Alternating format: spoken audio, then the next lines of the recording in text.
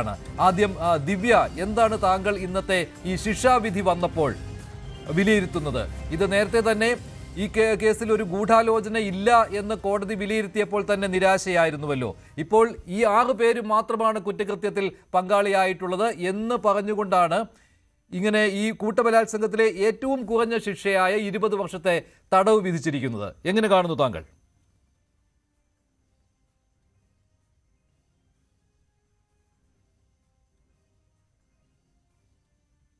ദിവ്യ കേട്ടില്ലേ?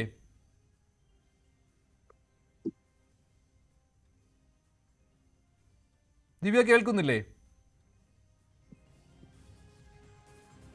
ഹലോ, കേൾക്കുന്നുണ്ടോ? ഹലോ, കേൾക്കുന്നുണ്ടോ?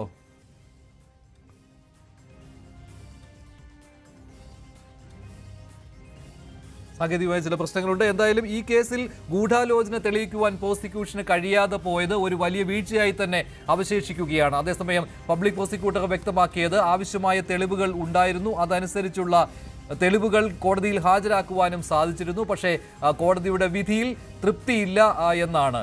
അതിനാൽ തന്നെയാണ് അപ്പീലിന് പോകുവാനായിട്ട് പ്രോസിക്യൂഷൻ തയ്യാറെടുത്തിരിക്കുന്നത്. അതിജീവിതയ്ക്ക് നീതി കിട്ടിയിട്ടില്ല എന്ന ഒരു സന്ദേശമാണ് ഈ കോടതിയിലൂടെ പുറത്തു വരുന്നത് എന്നുള്ളതും കൂട്ടബലാത്സംഗത്തിലെ ഏറ്റവും കുറഞ്ഞ ശിക്ഷയാണ് കുറ്റവാളികളെന്ന് കണ്ടെത്തിയവർക്ക് നൽകിയിട്ടുള്ളത് എന്നും പ്രോസിക്യൂഷനെ നിരാശരാക്കിയിരിക്കുകയാണ്. അതിനാൽ തന്നെ പബ്ലിക് പ്രോസിക്യൂട്ടറുടെ ഭാഗത്ത് നിന്ന് അങ്ങനെ ഒരു പരാമർശം വന്നത്. ഇന്ന് ശിക്ഷയിന്മേലുള്ള വിശദമായ വാദമായിരുന്നു രാവിലെ കോടതിയിൽ നടന്നത്. പരമാവധി ശിക്ഷ നൽകരുത് എന്നുള്ള കാര്യം കുറ്റവാളികളുടെ അഭിഭാഷകർ ആവശ്യപ്പെട്ടപ്പോൾ പക്ഷേ പരമാവധി ശിക്ഷ നൽകണം എന്നുള്ള ആവശ്യമായിരുന്നു പ്രോസിക്യൂഷൻ കോടതി മുൻപാകെ ഉന്നയിച്ചത്. പക്ഷേ 20 വർഷമായിട്ട് ശിക്ഷ കുറയ്ക്കുകയും ചെയ്തിട്ടുണ്ട്. അത് പ്രോസിക്യൂഷൻ അതിനെതിരെ അപ്പീൽ പോകും. അതോടൊപ്പം തന്നെയാണ് ഈ കേസിൽ ദിലീപിനെ കുറ്റവിമുക്തനാക്കിയതിനെതിരെയും പ്രോസിക്യൂഷൻ അപ്പീലിന് പോകാൻ തയ്യാറെടുക്കുന്നത്. സർക്കാരിന്റെ അനുവാദം കിട്ടിയാൽ ആ നിയമ നടപടിയിലേക്ക് പോവുകയും ചെയ്യും പ്രോസിക്യൂഷൻ. ഇന്ന് പബ്ലിക് പ്രോസിക്യൂട്ടറുടെ പ്രതികരണം ഈ വിഷയത്തിൽ വന്നിട്ടുണ്ട്. അതിലേക്ക് ശിക്ഷയിൽ നിരാശനാണ്. കാരണം മാക്സിമം ശിക്ഷ പ്രതികൾക്ക് കൊടുക്കണമെന്ന് ശക്തമായി വാദിച്ചിരുന്നു. കാരണം മനഃശാസ്ത്രിയെ ഞെട്ടിച്ച ഒരു സംഭവമാണ്.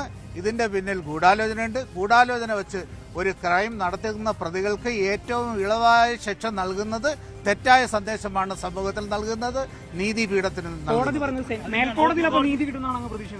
തീർച്ചയായിട്ടും നീതി കിട്ടിയില്ല എന്നുള്ളതല്ല, പരിപൂർണ്ണ നീതി കിട്ടിയില്ല. പബ്ലിക് പ്രോസിക്യൂട്ടർ അജകുമാറിന്റെ വാക്കുകളാണ് ഇത്. ദിവ്യ, ഇക്കാര്യത്തിൽ താങ്കളുടെ ഒരു നിരീക്ഷണം എങ്ങനെയാണ്? ഇതിപ്പോൾ 20 വർഷത്തെ ശിക്ഷ മാത്രം ഈ 6 പ്രതികൾക്കും നൽകിയതിൽ തൃപ്തിയില്ല എന്ന് പ്രോസിക്യൂഷൻ പറയുകയുണ്ടായി. പക്ഷെ തെളിവുകൾ നിരത്തുവാൻ കഴിഞ്ഞിട്ടുണ്ട് എന്ന് ഇപ്പോഴും പ്രോസിക്യൂഷൻ പറയുകയാണ്. അതിജീവിതയ്ക്ക് നീതി കിട്ടിയിട്ടില്ല എന്ന് തന്നെയാണല്ലോ. എനിക്ക് ഇത് കേട്ട സമയത്ത് എനിക്ക് പെട്ടെന്നൊരു ഫേസ്ബുക്ക് പോസ്റ്റ് ഇടാനാണ് തോന്നിയത്. ആ പോസ്റ്റ് ഞാനിവിടെ ഒന്ന് വായിക്കുകയാണ്. ഇനി വിവേചനം കാണിച്ചു എന്ന പരാതിയൊന്നും ആരും പറയില്ലല്ലോ. എല്ലാവർക്കും തുല്യമായി 20 വർഷം വീതം കൊടുത്തിട്ടുണ്ട്. അല്ലെങ്കിലും സമത്വമാണ് നമ്മുടെ ഭരണഘടനയുടെ അടിസ്ഥാന തത്വം തന്നെ. അങ്ങനെ സ്വാതന്ത്ര്യം, സമത്വം, സാഹോദര്യം ഇത് 3ഉം ഉയർത്തിപ്പിടിച്ചിട്ടുണ്ട്. 8ാം പ്രതിക്ക് സ്വാതന്ത്ര്യം, 1 മുതൽ 6 വരെയുള്ള പ്രതികൾക്ക് സമത്വം, 1/2 ലക്ഷം രൂപ വീതം പ്രതികളിൽ നിന്ന് വാങ്ങി 5 ലക്ഷം രൂപ എന്ന കനത്ത തുക അതിജീവിതയ്ക്ക് കൊടുക്കണം എന്ന് പറഞ്ഞ് സാഹോദര്യം എന്ന മഹത്തായ ആശയവും ഉയർത്തിപ്പിടിച്ചിട്ടുണ്ട്. ഇത്രയുമൊക്കെ പോരെ സമൂഹമേ സന്തോഷിക്കാൻ. അതുകൊണ്ട് സന്തോഷിച്ചാട്ടെ, സന്തോഷിച്ചാട്ടെ, സന്തോഷിച്ചാട്ടെ. ഇത്രയുമാണ് എനിക്കിതിനെ വിലയിരുത്താൻ തോന്നിയത്. ഇതിന് നിങ്ങൾക്ക് എങ്ങനെ വേണമെങ്കിലും വ്യാഖ്യാനിക്കാം ഈ ഒരു പോസ്റ്റിനെ. കഴിഞ്ഞ ദിവസങ്ങളിൽ കോടതിക്ക് വെളിയിൽ നടന്ന സംഭവങ്ങളിൽ കോടതി ഇന്ന് അതൃപ്തി പ്രകടിപ്പിച്ചിട്ടുണ്ട്. അത് താങ്കൾ കേട്ട് കാണുമല്ലോ. ജഡ്ജി ഈ വാദം നടന്ന സമയത്ത്, ഈ ശിക്ഷയിന്മേൽ വാദം നടന്ന സമയത്ത് അക്കാര്യങ്ങൾ പറഞ്ഞിരുന്നു. അതിനുശേഷം ഈ ശിക്ഷാ വിധി വരുന്ന സമയത്തും തുടക്കത്തിൽ ജഡ്ജി ഇക്കാര്യങ്ങൾ പറഞ്ഞിരുന്നു. അതായത് പുറത്തു നടക്കുന്ന കാര്യങ്ങൾ സ്വാധീനിക്കുകയില്ല എന്ന്. അവിടെയാണ് ജഡ്ജി പറഞ്ഞത് ഈ പക്ഷപാതപരമായിരിക്കുകയില്ല ശിക്ഷാവിധി എന്ന്, അങ്ങനെ ആകരുതെന്നും പറഞ്ഞു. അതിനോടാണല്ലോ താങ്കളുടെ പ്രതികരണം ഇപ്പോൾ വന്നിരിക്കുന്നത്. അതായത് കോടതിക്ക് വെളിയിൽ എന്ത് തരത്തിലുള്ള ഏത് രീതിയിലുള്ള വിലയിരുത്തലുകൾ ഉണ്ടായാലും അതൊന്നും കോടതി പരിഗണിക്കുകയില്ല, മുന്നിൽ വരുന്ന തെളിവുകളാണ് കോടതി പരിഗണിക്കുന്നത് എന്നുള്ളത്. ഇതിനുള്ള താങ്കളുടെ പ്രതികരണം എങ്ങനെയാണ്? അല്ല, മുന്നിൽ വന്ന തെളിവുകൾ എന്താണെന്നുള്ളതൊക്കെ നമുക്കിനി ആ വിധി പകർപ്പൊക്കെ പുറത്തു വന്നാൽ അറിയാമെന്ന് പറയുന്നു. അങ്ങനെ വരുമ്പോൾ മാത്രമേ നമുക്ക് അതിനെ കുറിച്ച് പറയാൻ പറ്റൂ. ഒന്നാമത് ഒരു ഓപ്പൺ കോടതിയിൽ നടന്ന വിചാരണയല്ല, അതുകൊണ്ട് തന്നെ പുറത്തേക്ക് വന്ന കാര്യങ്ങൾക്ക് വളരെ പരിമിതിയുണ്ട്. പക്ഷെ എന്നാൽ പോലും ഇവിടെ വരുന്ന ഒരു ചോദ്യം എന്ന് പറയുന്നത് ഏറ്റവും മിനിമം ശിക്ഷ, കൂട്ടബലാത്സംഗത്തിന് കൊടുക്കുന്ന ഏറ്റവും മിനിമം ശിക്ഷ കൊടുക്കുന്നതിന്റെ പിന്നിലെ ചേതോവികാരം എന്താണ്? എന്തായാലും ഇത് കേട്ടുകേൾവിയില്ലാത്ത വളരെ ബ്രൂട്ടൽ ആയിട്ടുള്ള ഒരു റേപ്പ്, ഒരു ഗ്യാങ് റേപ്പ് തന്നെയായിരുന്നു, അതിലൊരു സംശയമില്ലല്ലോ.